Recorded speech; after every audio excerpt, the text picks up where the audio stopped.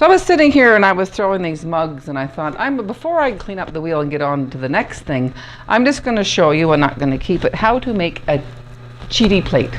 Actually, it's not cheating. It's your clay, it's your wheel, it's your studio, it's your plate. But this is a way if you can't throw a plate. I did a big platter years ago on the internet, and you pulled it open and you pulled up the cylinder and you opened up in this big plate. And people have a problem with that. So there's more than one way to skin a plate. What I'm going to do is I'm going to make this into a plate. I'm going to center it. This is a bit more clay than I thought was here. That's okay.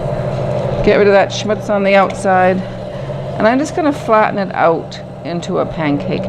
Now, if I were going to keep this plate, I would be working on a bat. I'm not going to keep the plate, so I'm not working on a bat. I'm going to flatten this out into a pancake. And I'm not going to worry if it doesn't stay centered, if the edge goes off all wonky.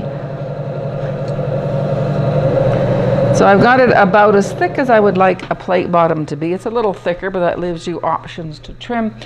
And so I'm going to take my needle and I'm just going to cut it to ensure that it is round.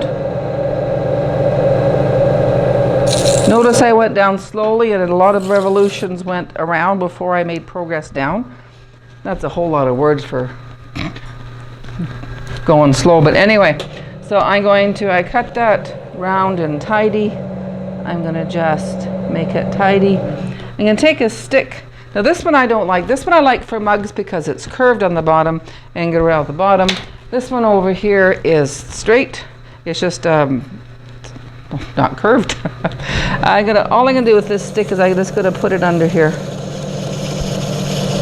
Shows how much you want the edge to be, and then slightly turn it up enough so I can get my fingers under there, and then just squeezing. I'm lifting with my fingers sort of like this way and catching with my thumb, and I'm going to pull that up into a plate.